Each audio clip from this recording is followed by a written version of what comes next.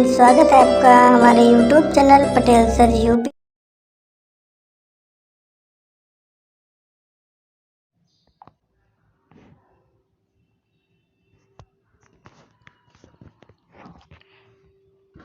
चलिए दोस्तों, शुरू करते हैं आज रसायन विज्ञान का पार्ट 2। कल हमने पार्ट 1 देखा था। आज पार्ट 2 का जो है नया एक चैप्टर है, जो चैप्टर का नाम है गैसें तथा उनके नियम। आज हम गैसें तथा उनके नियम के बारे में जानेंगे और कुछ वन लाइनर क्वेश्चन है जो परीक्षा के लिए बहुत ही महत्वपूर्ण है, तो उनको पढ़ते हैं और कुछ ही समय में 1-2 बार पढ़ने से ये याद हो जाएंगे। चलिए शुरू करते हैं। जो पहला पॉइंट हमारा है, कहते हैं नाइट्रस ऑक्साइड, जिसे किस नाम से जाना जाता है? वो जाना जाता है लाफिंग गैस के नाम से। इसका जो फार्मूला तो क्या होता है इसका N2O, या क्या कहता है, यह रासायनिक एक अकार्बनिक यौगिक है। ये कैसा यौगिक है? ये अकार्बनिक यौगिक होता है। चलिए आते हैं पॉइंट नंबर 2 पे। दूसरा पॉइंट क्या कह रहा है कि वायुमंडल में नाइट्रोजन जो होता है सबसे अधिक मात्रा में होता है। इसकी मात्रा कितनी होती है? 78.08% इसकी जो होती है मात्रा होती है। अगला है ऑक्सीजन। ऑक्सीजन कितना होता है? 20.95% जो होता है ऑक्सीजन होता है। अब बात करते हैं कार्बन डाइऑक्साइड की। जो कार्बन डाइऑक्साइड है तो वो होता है 0.036% जो होता है कार्बन डाइऑक्साइड होता है। और उत्कर्ष गैसें जो होती हैं वो 0.93% जो होती हैं उत्कर्ष गैसें होती हैं। चलिए आते हैं अगले पॉइंट पे। अगला पॉइंट क्या कह रहा है कि रेडान को छोड़कर अन्य सभी उत्कर्ष गैसें जो होती हैं वायुमंडल में पाई जाती हैं। रेडान क्यों नहीं पाई जाती है? रेडान या कहाँ पाई जाती है? जो रेडान गैस होती है वो पृथ्वी के अंदर होती है, जो कि ज्वालामुखी विस्फोट के समय या भूकंप के समय ये गैस निकलती है। चलते हैं आगे अगले पॉइंट पे। अगला पॉइंट जो है हमारा वो है आर्गन। वायुमंडल में सबसे अधिक मात्रा में पाई जाने वाली निष्क्रिय गैस है। आर्गन कैसी गैस है? आर्गन जो है निष्क्रिय गैस है। जो पाई कहाँ जाती है? जो पाई जाती है वायुमंडल में पाई जाती है। तो अब इसकी खोज किसने की? जो आर्गन की खोज की थी वो लॉर्ड रेले ने इसकी खोज की थी। चलते हैं अगले पॉइंट पे। अगला पॉइंट हमारा क्या कह रहा है कि पाइप्ड प्राकृतिक गैस जो होती है, ये पाइप नेचुरल गैस का मुख्यतः प्रयोग किसमें किया जाता है? भोजन बनाने में। घरों में प्रयोग होने वाली गैस जो होती है गीजर में प्रयोग की जाती है, उसमें इसका प्रयोग किया जाता है। आते हैं अगले पॉइंट पे। अगला पॉइंट क्या कह रहा है? अमोनिया कैसी गैस है?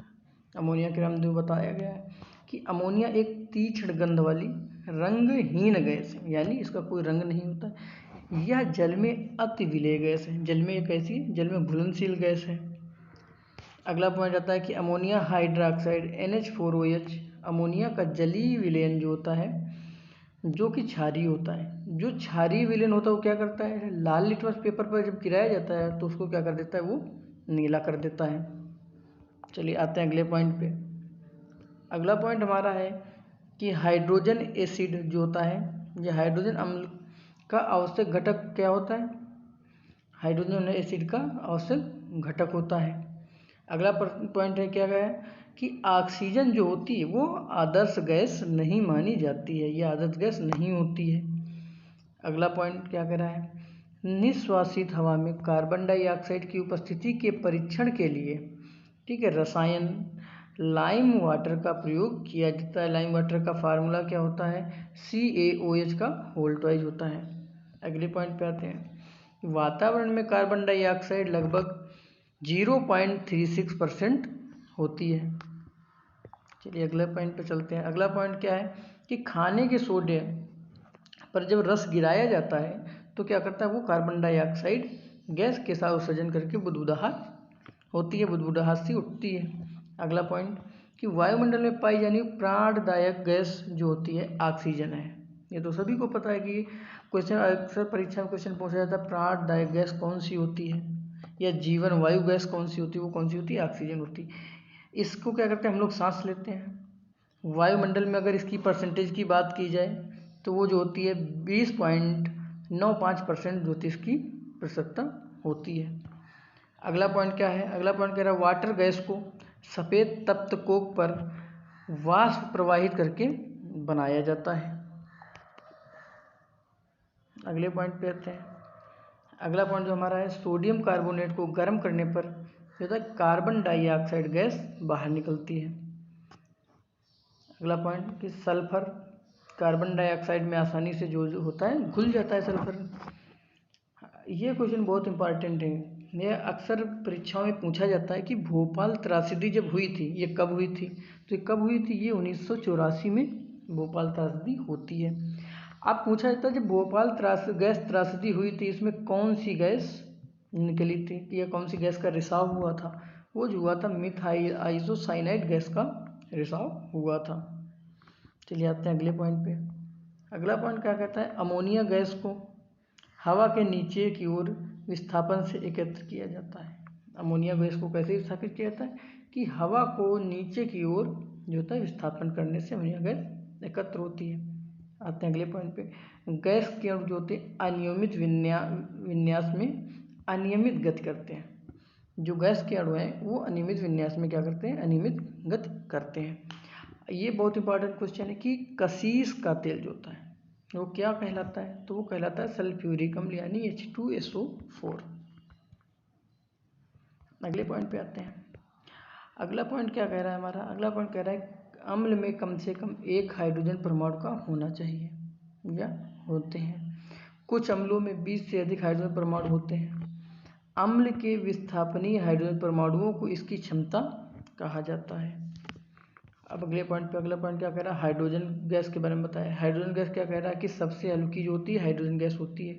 इसको क्या कहते हैं, इसको अक्सर बैलूनों में, गुब्बारों में, बैलूनों में भरा जाता है। जब भर के इनको छोड़ा जाता है ये क्या होते हैं, ऊपर की ओर वायुमंडल में चले जाते हैं। अगला पॉइंट हमारा क्या कह रहा है कि सबसे जो दहनशील गैस है वो कौन सी गैस है, सबसे दहनशील गैस हाइड्रोजन गैस होती है।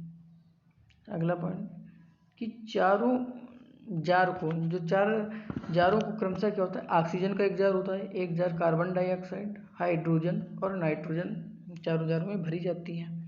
तो इनको क्या करता है, जब बुझे हुए चूने के पानी से गैस को गुजार कर क्या होता है, इनकी गंध से इन गैसों की पहचान की जाती है। अगला पॉइंट आता है, अगला पॉइंट है कि हीरा के जलने से जो होता है कार्बन डाइऑक्साइड गैस मुक्त होती है। अगला पॉइंट, ब्रोमीन उत्कृष्ट नोबल गैस नहीं है। ब्रोमीन यानी उत्कृष्ट या नोबल गैस जो है नहीं होती। अब ये चार्ल्स का नियम, अगला पॉइंट जो है चार्ल्स का नियम क्या करता है, बहुत मोस्ट इम्पॉर्टेंट है। ये अधिकतर परीक्षाओं में पूछा जाता है, तो कहीं पूछ लेता है चार्ल्स का नियम क्या होता है या किसको संबंध दर्शाता है। ये जो आयतन तथा ताप का संबंध दर्शाता है। इसका संबंध कैसे, अगर फार्मूला होता है तो इसका संबंध होता है V1/T1 = V2/T2। चलिए अगले पॉइंट पे आते हैं। अगला पॉइंट क्या है, कार्बन मोनोऑक्साइड की अभिक्रिया जो होती है 300 अंश सेल्सियस पर हाइड्रोजन से करने पर क्या बनता है, मीथेन गैस बनती है। अगला पॉइंट क्या आता है, कोल गैस हाइड्रोजन और मीथेन और कार्बन मोनोऑक्साइड को मिलाकर कौन सी गैस बनती है, वो बनती है कोल गैस। अगला पॉइंट जो हमारा है वो क्या है, कमरे के दाब पर फ्लोरीन क्लोरीन गैसें जो है कमरे के तापमान एवं दाब पर क्या होता है, क्लोरीन गैस है। ब्रोमीन एक क्या है, द्रव है तथा आयोडीन जो होती है एक ठोस पदार्थ होता है। अगला पॉइंट क्या कहता है, हीलियम ग्रीन हाउस गैस है, हीलियम जो होती है ग्रीन हाउस गैस नहीं है। अगला पॉइंट, हाइड्रोजन एक अक्रिय गैस नहीं है। अगले पॉइंट पे आते हैं कि संपीड़ित प्राकृतिक गैस CNG का घनत्व कम होने के कारण इसके बड़े आयतन को छोटे सिलेंडरों में भरकर उपलब्ध कराया जाता है। अगले पॉइंट पे आते हैं। अगला पॉइंट क्या कह रहा है हमारा कि धान के खेतों में, ठीक है, कौन सी गैस मुक्त होती है, CH4 या मीथेन गैस मुक्त होती है। और मीथेन कहाँ से होती है, जो जुगाली करने वाले पशु होते हैं, ठीक है, वो क्या करते हैं, जब जुगाली करते हैं तो कौन सी गैस होती है, मीथेन गैस होती है। ठीक है, चलो अगले पॉइंट पे आते हैं। अगला पॉइंट क्या आता है, CO2 NTO N2O CH4 CFC chlorofluorocarbon जो होती हैं ये सभी क्या होती हैं, ये हमारी ग्रीन हाउस गैसें हैं। कौन सी? Carbon dioxide, nitrous oxide, methane, chlorofluorocarbon जो होती हैं ग्रीन हाउस गैसें हैं। अगले पॉइंट पे आते हैं कि क्या है, क्लोरोफ्लोरोकार्बन को फ्रेऑन के नाम से जाना जाता है। क्लोरोफ्लोरोकार्बन को किस नाम से जाना जाता है? फ्रेऑन नाम से जाना जाता है। अगले पॉइंट पे आते हैं। अगला पॉइंट हमारा क्या कह रहा है, जब कार्बन को अपर्याप्त ऑक्सीजन में जलाया जाता है तो कार्बन मोनोऑक्साइड गैस प्राप्त होती है।